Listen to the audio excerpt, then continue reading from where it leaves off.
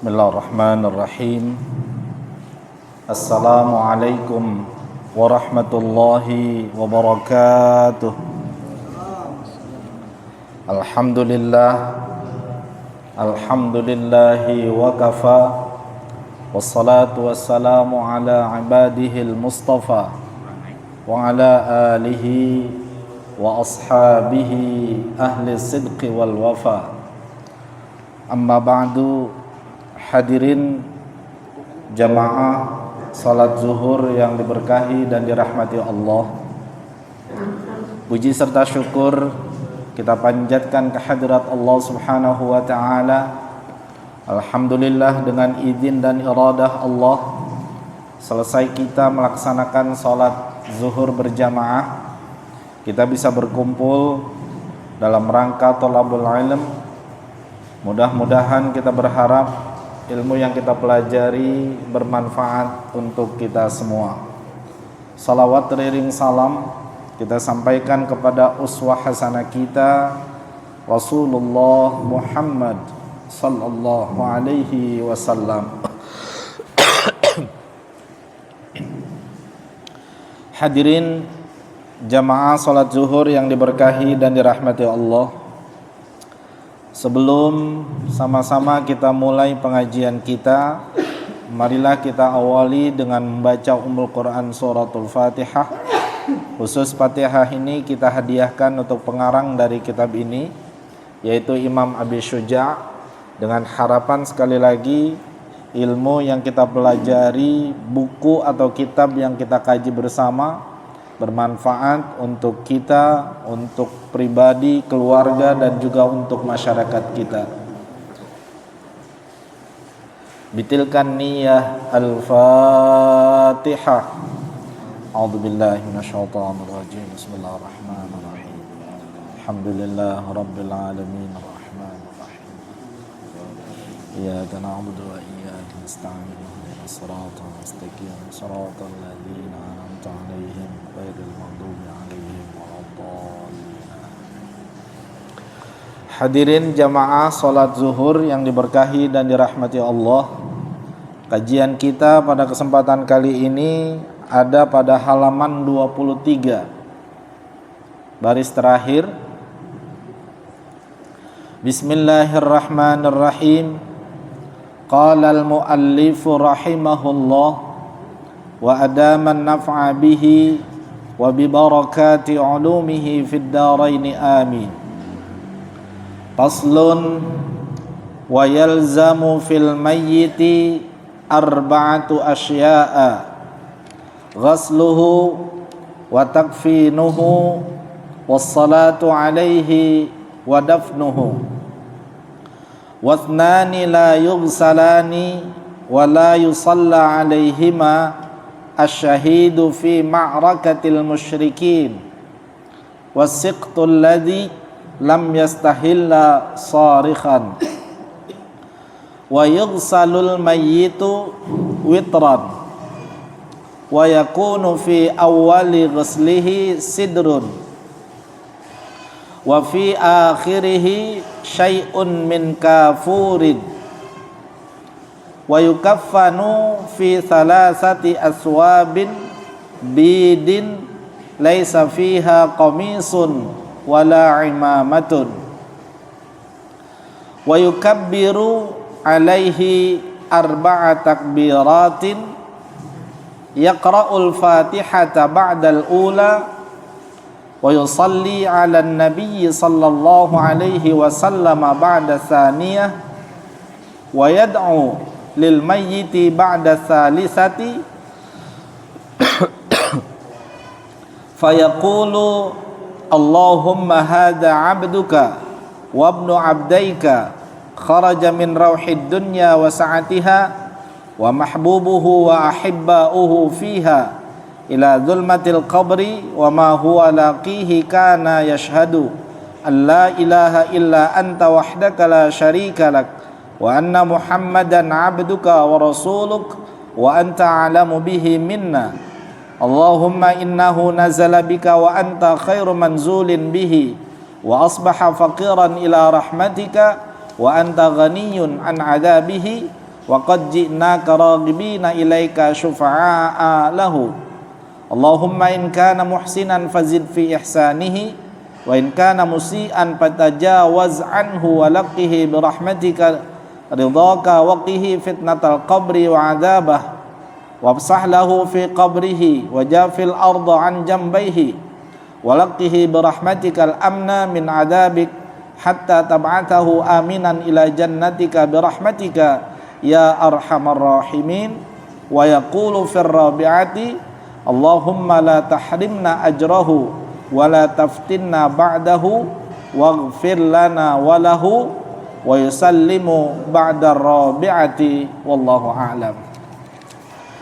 Hadirin jamaah salat zuhur yang diberkahi dan dirahmati Allah. Pada kesempatan kali ini kita akan kaji bersama tentang kewajiban kita manusia yang hidup kepada orang atau manusia yang lain yang sudah meninggal. Kalau kemarin kita sudah kaji bersama tentang keharaman bagi kita laki-laki memakai emas, kemudian memakai sutra, dan sudah kita kaji bersama. Dan hari ini kita akan pelajari tentang kewajiban kita kepada orang yang telah meninggal dunia. Paslun, pasal menjelaskan wa yalzamu fil mayyiti arba'atu asya'a. Kewajiban terhadap mayit atau orang yang sudah meninggal itu ada 4 hal. Pertama, ghasluhu, yaitu memandikannya. Wa takfinuhu, yang kedua adalah mengkafankannya. Wassalatu alaihi, yang ketiga adalah mensalatkannya. Wa dafnuhu, yang terakhir adalah memakamkannya atau menguburkannya. Wathnani la yughsalani wa la yusalla alaihim asyahidu fi ma'rakatil musyrikin. Ada 2 kelompok orang atau ada 2 kondisi orang yang tidak mesti dimandikan dan juga tidak wajib disolatkan. Yang pertama adalah orang yang meninggal dalam keadaan mati syahid dalam peperangan memerangi kaum musyrikin. Jadi orang yang mati syahid itu tidak mesti atau tidak wajib disolatkan dan juga tidak wajib dimandikan. Yang kedua, wasiqtul ladzi lam yastahilla sarikhan, adalah bayi yang meninggal dalam keguguran yang belum bersuara suaranya dengan nyaring atau keras. Wa yughsalul mayyitu witran. Kalau tadi adalah orang yang 2 hal, 2 kondisi yang tidak mesti disolatkan dan dimandikan, dan ini beralih ke masalah mandi. Mayit dimandikan sebanyak witran, bilangannya ganjil. Wa yakunu fi awwali ghuslihi sidrun. Pada saat mulai memandikannya dipakai dengan daun bidara. Sidrun itu bidara. Wa fi akhirihi syai'un min kafurin. Dan ketika selesainya, terakhirnya airnya itu dicampur dengan kafur. Wa yukaffanu, yang berikutnya adalah bagaimana mengkafankannya. Wa yukaffanu fi salasati aswabin, dikafankan dengan memakai 3 pakaian atau 3 helai bahan putih. Bidin, yang berwarna putih. Laisa fiha qamisun wala imamatun, tidak ada gamis atau tidak pakai gamis dan juga tidak pakai sorban. Wa yukabbiru alaihi 4 takbiratin. Salatnya itu adalah 4 takbir. Yang pertama membaca surah Al-Fatihah, yang kedua membaca salawat atas Nabi, kemudian yang ketiga adalah berdoa untuk mayit, dan yang keempat adalah berdoa juga untuk mayit. Wa yusallimu ba'da rabi'ati, setelah itu adalah salam setelah takbir yang pertama. Hadirin jamaah sekalian, pada kesempatan kali ini kita kaji bersama tentang kewajiban kita kepada orang yang meninggal dunia. Kalau ada orang meninggal dunia, kemudian kita yang ada di situ maka berkewajiban. Wajibnya adalah fardu kifayah. Fardu kifayah itu bagaimana? Kewajibannya untuk seluruh orang, tetapi kalau ada sebagian orang yang melakukannya, maka yang lainnya menjadi gugur, tidak berdosa. Itu namanya wajib atau fardu kifayah. Jadi cukup ada orang yang mewakili mengerjakannya, maka yang lain menjadi gugur kewajibannya. Beda dengan fardu ain. Kalau fardu ain adalah kewajiban untuk setiap orang individu. Beda dengan antara fardu ain dengan fardu kifayah. Akan tetapi ketika tidak ada sekelompok orang yang melakukan, maka semuanya menjadi berdosa. Nah, itu fardu ain. Kalau dalam sebuah daerah ada orang meninggal dunia, lalu semuanya tidak ada yang melakukan kewajibannya, baik dari memandikannya, mengkafankannya, mensolatkannya, sampai yang menguburkannya tidak ada yang melakukan, maka satu daerah itu berdosa seluruhnya. Tetapi kalau ada yang mewakili, cukup mungkin hanya 3 atau 5 orang, sholat berjamaah cukup, maka yang lain menjadi gugur kewajibannya. Itu namanya fardu kifayah. Dan di sini ada 4 hal orang yang masih hidup berkewajiban terhadap orang yang meninggal. Pertama adalah memandikannya, kemudian yang kedua mengkafankannya, yang ketiga mensolatkannya, dan yang terakhir adalah menguburkannya. Pada kondisi normal, 4 kewajiban ini harus dilaksanakan. Dari mensolatkan, kemudian mengkafankan, dari mengkafankan, mensolatkan, kemudian juga memandikan, mengkafankan, mensolatkan, dan menguburkan. Pada kondisi normal maka wajib seluruhnya 4-nya. Akan tetapi ada kondisi di mana ketika seseorang meninggal dunia, dia tidak wajib disolatkan dan tidak wajib dimandikan. 2 kondisi itu adalah, yang pertama, ada orang meninggal pada saat mati syahid. Mati syahid itu adalah orang yang pada saat terjadi peperangan melawan kaum musyrik, kaum musyrikin. Pada saat peperangan dia terbunuh, maka dia tercatat sebagai syahid. Dan orang yang meninggal dunia dalam catatan syahid dalam peperangan melawan musuh-musuh Islam, musyrikin terutama, maka dia tidak wajib disolatkan, tidak wajib dimandikan. Jadi cukup dikafankan saja, lalu setelah itu langsung dimakamkan. Ini kondisi 2 orang ini. Pertama adalah orang yang mati syahid, yang kedua adalah bayi yang meninggal dunia pada saat keguguran. Maksudnya keguguran adalah belum saatnya dia lahir. Lalu pada saat meninggal dunia, bayinya tidak berteriak nangis, suaranya keras, tidak. Nah, kondisi kedua itu, maka bayi yang lahir pada saat keguguran itu, dia tidak mesti dimandikan, tidak mesti disolatkan. Jadi cukup dikafankan saja, setelah itu langsung dimakamkan. Dalam syarah kitab ini dijelaskan tentang kategori syahid. Jadi orang yang meninggal dunia tercatat sebagai syahid adalah orang yang betul meninggal pada saat berkecamuknya peperangan. Lalu bagaimana?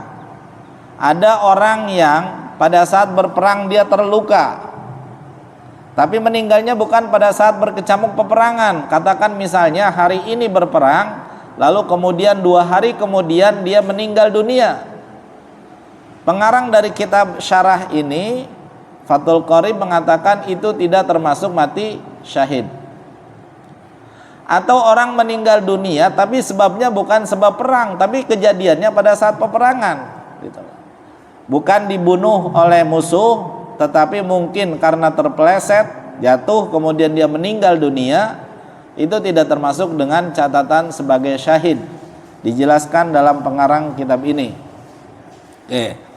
Itu yang 2 hal orang yang tidak wajib atau tidak wajib kifayah untuk disolatkan, dan juga tidak wajib kifayah dimandikan. Cukup dikafankan saja, lalu setelah itu langsung dikuburkan.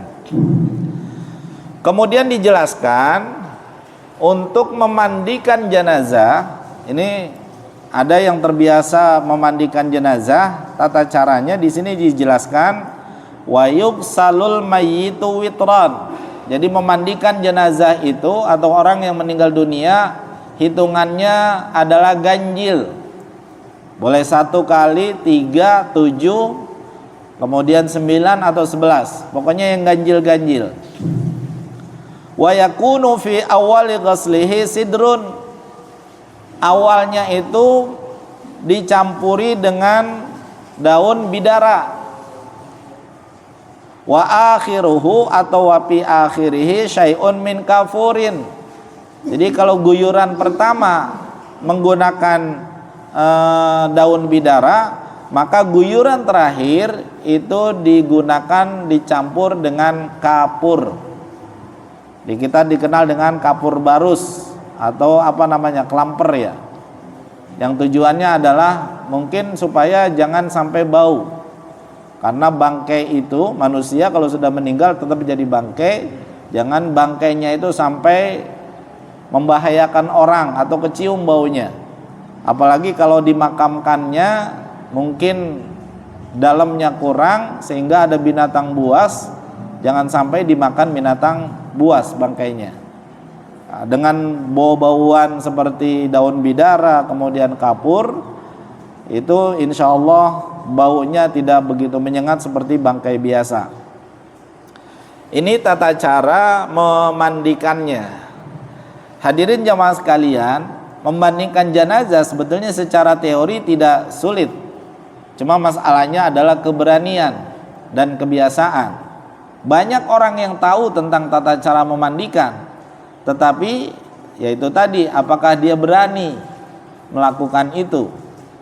Apakah dia punya pengalaman untuk melakukan itu? Mungkin sebetulnya sih nggak terlalu sulit memandikan jenazah. Yang penting adalah kalau dalam fikih itu bagaimana ketika dimandikan rata seluruh tubuhnya dimandikan. Dari ujung kaki sampai ujung rambut kena air, terbasuh. Itu sebetulnya sudah cukup. Tetapi masalahnya adalah tidak semua orang bisa melakukan itu. Karena yang dihadapi bukan manusia biasa, makhluk yang memang sudah meninggal dunia. Belum lagi nanti kondisi jenazahnya yang beraneka ragam, yang mungkin kondisinya tidak utuh, apalagi jenazahnya meninggalnya karena kecelakaan, karena tabrakan dan lain sebagainya, sehingga memang tidak semua orang bisa melakukan itu. Kemudian kalau tadi memandikan sudah tata caranya, kemudian yang berikutnya adalah bagaimana cara mengkafankan. Wa yukaffanu fi salasati aswabin bidin. Mengkafankannya itu adalah dengan 3 baju atau 3 bahan putih yang berwarna putih. 3 bahan yang berwarna putih. Laisa fiha qamisun wala imamatun. Tidak termasuk gamis dan juga tidak termasuk sorban. Jadi mengkafankan itu sesungguhnya tidak sulit, cukup dengan 3 helai kain putih. Ya mungkin nanti besarannya ada yang disamakan, ada yang lebih besar. Karena untuk bisa menutupi seluruhnya yang terakhir. Nah ini 3 itu tidak termasuk gamis. Mungkin kan ada juga yang membuat baju gamis, dan ada juga yang membuat imamah atau sorban bagi laki-laki, atau perempuan mungkin ada kerudung dan lain sebagainya gitu. Jadi 3 itu khusus yang putih. Adapun mau ditambahkan dengan itu tidak termasuk. Berarti hitungannya kalau dengan gamis, dengan imamah itu maka menjadi 5 minimal itu. Dan jadi mengkafankan pun sebetulnya juga nggak terlalu sulit. Cuma sekali lagi tidak semua orang bisa melakukan itu, mengkafankan jenazah. Kemudian wa yukabbiru alaihi 4 takbiratin. Nah ini tata cara sholatnya, bahwa sholat jenazah itu beda dengan sholat yang biasa, karena sholatnya hanya takbir saja.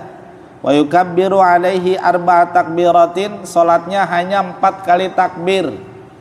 Dan ini bisa kita sebagai acuan. Kalau ada orang sholat jenazah kemudian ditambah dengan yang lain, berarti dia nggak ngerti sholatnya. Kan ada cerita semacam anekdot ketika seorang, ya katakanlah tokoh masyarakat, kemudian menjadi imam menjadi imam sholat jenazah, tapi kemudian dia bukan hanya takbir tapi dengan pakai ruku dan sujud. Wallahu a'lam dia ngerti atau tidak tata caranya. Ketika ditanya kenapa anda pakai ruku dan sujud, alasan dia karena jenazahnya banyak dosanya katanya. Padahal dalam tata caranya sholat jenazah itu cukup dengan 4 kali takbir saja, tanpa ruku, tanpa sujud. Jadi 4 kali takbir. Takbir pertama adalah yaqra'ul fatihata ba'dal ula. Setelah takbir pertama Allahu Akbar, maka langsung baca surah Al-Fatihah. Yaqra'ul fatihata ba'dal ula. Kemudian wa yusalli 'alan nabi sallallahu alaihi wasallam ba'da tsaniyati. Takbir kedua membaca salawat atas nabi. Salawat atas nabi mau yang panjang silakan, mau yang pendek silakan. Cukup Allahumma salli ala Muhammad. Ada yang mengatakan ditambahkan dengan Allahumma salli ala Muhammad wa ala ali Muhammad kama sallaita ala Ibrahim wa barik ala Ibrahim. Silakan ditambahin, itu juga nggak masalah gitu. Tetapi paling pendeknya adalah cukup Allahumma salli ala Muhammad. Itu sudah cukup. Itu untuk takbir yang kedua. Kemudian wayad'u lil mayyiti ba'da salisati. Takbir ketiga adalah doa untuk mayit. Nah, kalau dalam kitab ini nih doanya agak panjang ini. Yang umum, karena ini agak kepanjangan, menghafalnya juga agak susah. Yang umum dibaca adalah Allahumma gfir lahu kalau laki-laki, warhamhu wa'afihi wa'fu anhu. Ada yang menambahkan waj'alil jannata mathwahu, ada yang lagi wa akrim nuzulahu, dan itu silakan saja. Tapi cukup Allahumma gfir lahu warhamhu wa'afihi wa'fu anhu. Itu saja sudah cukup. Jadi doa untuk takbir ketiga. Kalau di sini agak panjang ini. Allahumma hada abduka wa ibnu abdaika kharaja min rauhid dunya wa sa'atiha wa mahbubuhu wa hibbauhu fiha ila dhulmatil qabri wa ma huwa laqihi kana yashhadu an la ilaha illa anta wahdaka la syarika lak wa anna muhammadan abduka wa rasuluk wa anta a'lamu bihi minna Allahumma innahu nazala bika wa anta khairu manzulin bihi wa asbaha faqiran ila rahmatika wa anta ghaniyun an adabihi wa qad ji'naka raghibina ilaika syufa'a lahu Allahumma in kana muhsinan fazid fi ihsanihi wa in kana musian fatajawaz anhu wa laqihi bi rahmatika ridak wa qihi fitnatal qabri wa adabah wafsah lahu fi qabrihi wajafil arda an jambaihi walaqqihi birahmatikal amna min adabik hatta tab'athahu aminan ila jannatik birahmatika ya arhamar rahimin. Bagi yang mau menghafal doa ini silahkan, agak panjang memang ya, silahkan saja, tapi doa yang penting adalah doa. Jadi nggak mesti doa ini, nggak mesti doa itu, silahkan saja.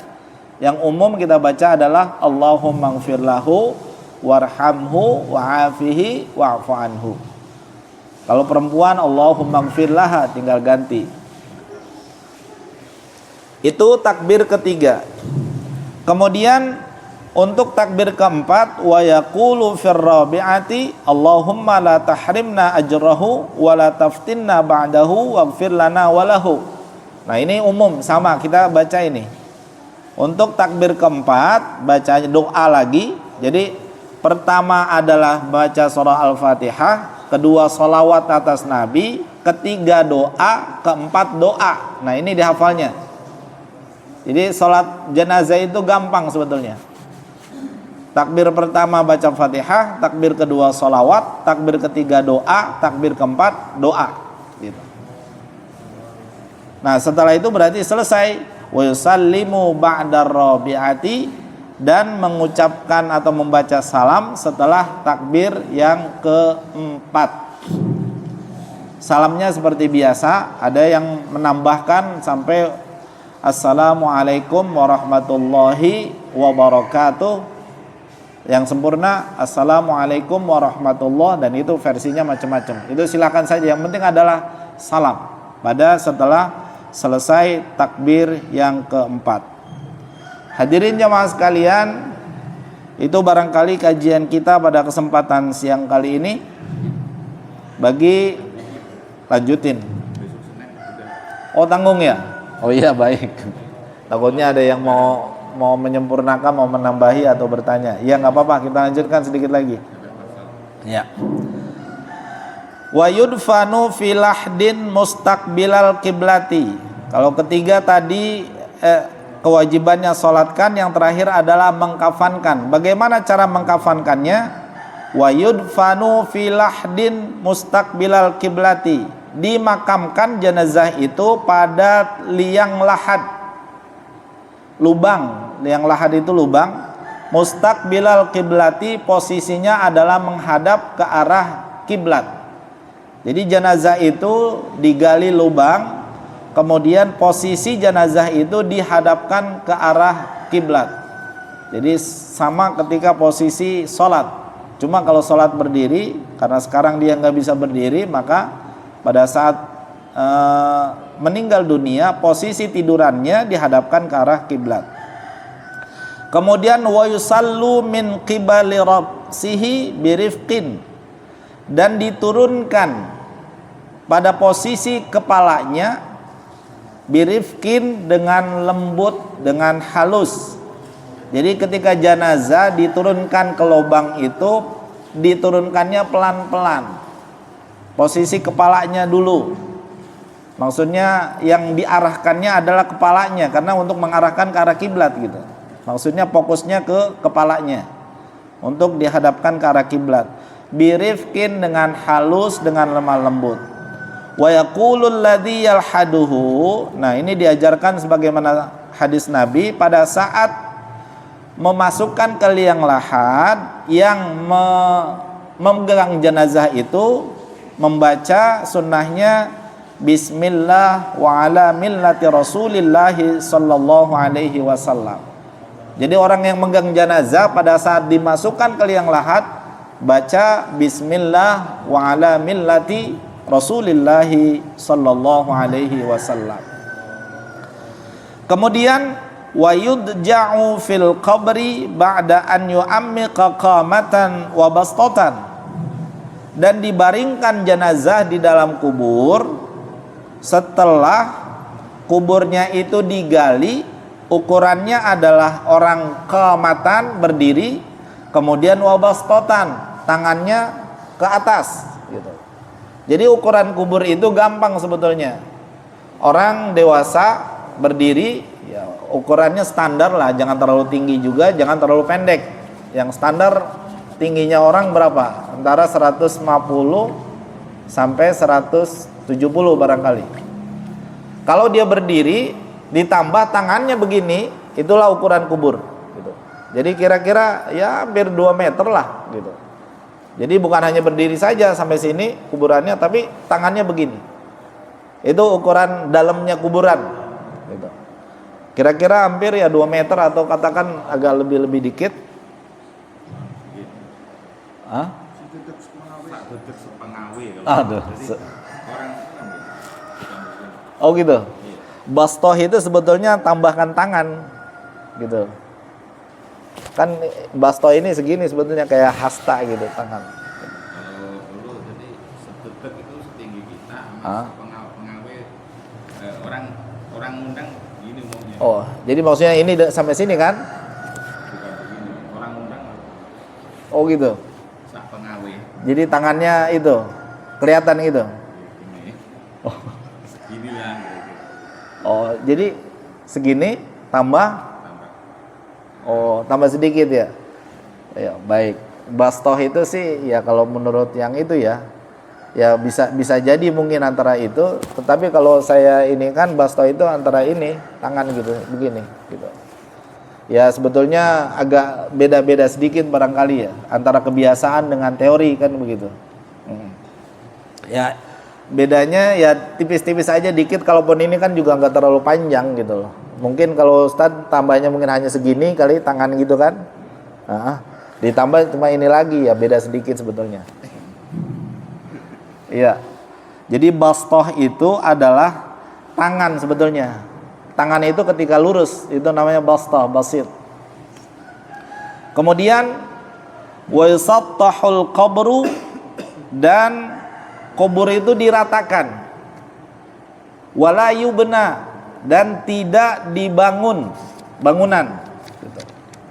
Kemudian wala yujassasu, dan juga tidak ditajsis. Kalau dalam bahasa itunya tajsis itu adalah dikasih kapur, kasih tanda. Jadi kuburan itu sebetulnya ini dalam fikih kitab ini ya, itu seperti yang kita ini kan di Arab itu. Jadi nggak ada pakai nisan, nggak pakai tanda apa-apa gitu. Cukup batu kecil saja untuk menandakan, dan nggak boleh juga pakai kapur gitu. Itu nggak boleh. Ini dalam kitab ini ya. Jadi nggak boleh dibangun bangunan, apalagi bangunannya mewah, megah kan gitu. Itu bukan perintah. Cukup rata saja sebetulnya. Diratakan, tidak boleh dibangunan. Kemudian juga tidak boleh tajsis. Tajsis itu dipakein kapur untuk memberikan nama dan tanda. Makanya di Arab itu bangunan ya hatta siapapun, kecuali mungkin orang-orang tertentu ya, itu cukup dikasih tanda batu saja, batu kolar gitu, tanpa ada nama, tanpa ada apa. Kemudian wala ba'sa bil bukai 'alal mayyiti min ghairi nauhin wala syaqqi jaibin. Tidak boleh, la ba'sa tidak apa-apa, maksudnya menangisi mayit min ghairi nauhin, tapi tanpa teriak-teriak. Teriak dengan mengeluh sampai kayak gimana ya? Apa bahasa Indonesianya? Teriak sambil meraung-raung gitu. Wala syaqqi jaibin, apalagi sampai merobek kantong baju gitu. Itu yang nggak boleh. Nangis sih boleh, manusiawi, tapi jangan sampai meraung-raung, berteriak, apalagi sampai merobek pakaian. Kan ada sampai saking luar biasa merasa kehilangannya gitu. Kemudian wa yu'azza ahluhu ila salasati ayyamin min dafnihi, dan keluarganya boleh melakukan takziah. Takziah itu dari azza, artinya adalah menghibur. Ila salasati ayyamin min dafnihi, sampai 3 hari dari pemakamannya gitu. Jadi boleh keluarganya menghibur dengan cara, ya tentu dengan cara yang baik menghiburnya. Kalau kita kan kebiasaan baca tahlil, mengirim doa dan lain sebagainya gitu. Itu bagian dari takziah. Wala yudfanu asnanin fi qabrin illa li hajatin, dan tidak boleh jenazah itu digabung 2, dimakamkan dua orang di situ dalam satu kuburan illa li hajatin, kecuali karena ada keperluan. Jadi kalau normal itu tidak boleh dua orang dikuburkan menjadi satu, kecuali hajat. Nah kalau hajat itu karena mungkin udah nggak ada lagi kuburannya, maka kemudian ditumpuk. Nah itu lain lagi ceritanya. Tapi kalau normal gitu, nggak boleh dijadikan satu, dua orang dijadikan menjadi satu. Baik, hadirin jamaah sekalian, ini permintaan Ustadz memang harus sampai selesai, biar nanti ininya kitabuz zakat udah mulai pasal lagi. Iya.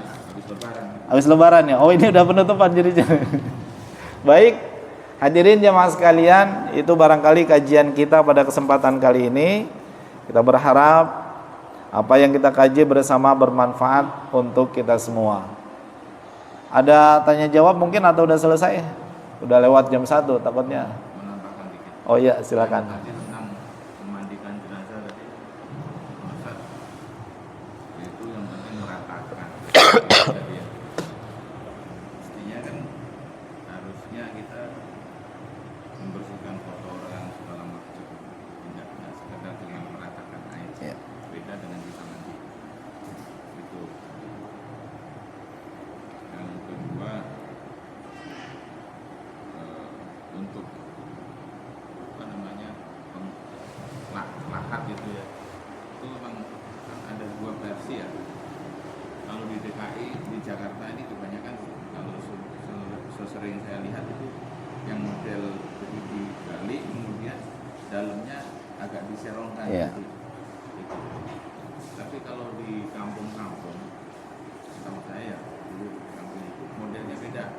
Jadi model yang dalam, kemudian ininya ada undakan gitu untuk papannya model itu. Memang kalau yang model papan miring itu relatif cetek-cetek. Oh. Iya. Yang di Jakarta itu banyak kan cetek-cetek, orangnya aja bisa kelihatan gitu yang masuk ke dalam.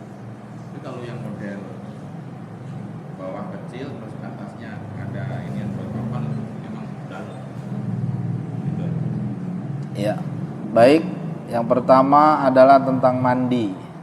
Jadi memang yang paling sedikit yang paling sedikit itu adalah meratakan. Memang rukun mandi itu adalah meratakan air.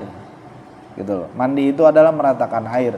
Adapun misalnya harus membersihkan kotoran, biasanya itu kan dilakukan sebelum mandi. Pada saat mandi semua dulu dibersihin. Sama kita mau mandi maka ada istinja atau apa itu dibersihkan dulu semua, itu di luar mandi. Nah pada saat mandi baru kita ratakan seluruhnya. Pada prinsipnya sih secara teori sama Ustaz gitu loh. Cuma memang yang paling sedikitnya untuk menggugurkan kewajiban mandi itu adalah meratakan air ke seluruh tubuh untuk mencuci bahwa ya ta'mimul ma ila kulli jasadih gitu. Itu paling sedikitnya. Adapun dengan membersihkannya dengan itunya yaitu yang sempurnanya gitu. Dan memang kita ingin semua dengan sempurna. Itu yang pertama.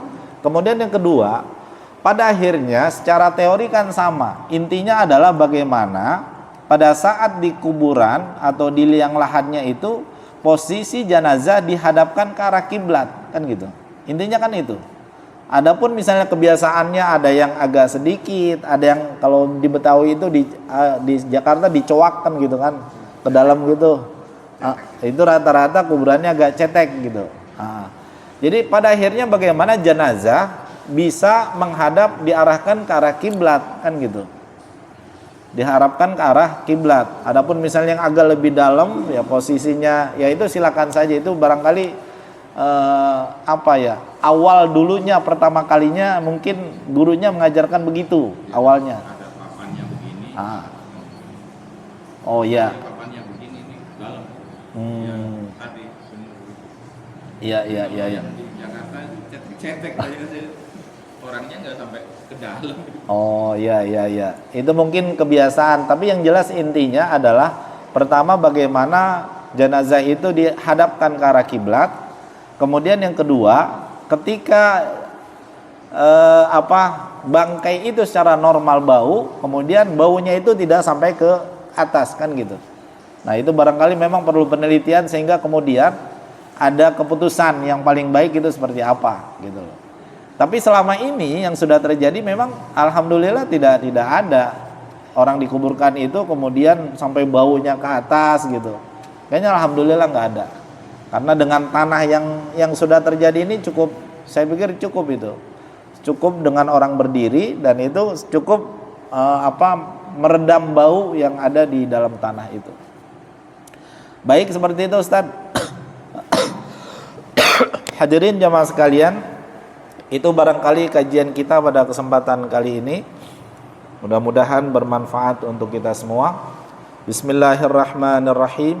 Alhamdulillahirabbil alamin. Allahumma salli wa sallim ala nabiyyina Muhammadin wa ala alihi wa sahbihi ajma'in. Allahumma anfa'na bima 'allamtana wa 'allimna alladhi yanfa'una. Allahumma faqihna wa faqih ahlana. Rabbana atina fid dunya hasanah wa fil akhirati hasanah wa qina 'adzaban nar. Wa sallallahu ala nabiyyina Muhammadin wa ala alihi wa sahbihi wa sallam. Walhamdulillahi rabbil alamin. Kita baca kafaratul majlis. Subhanakallahumma wa bihamdika asyhadu an la ilaha illa anta astaghfiruka wa atubu ilaik. Assalamualaikum warahmatullahi wabarakatuh.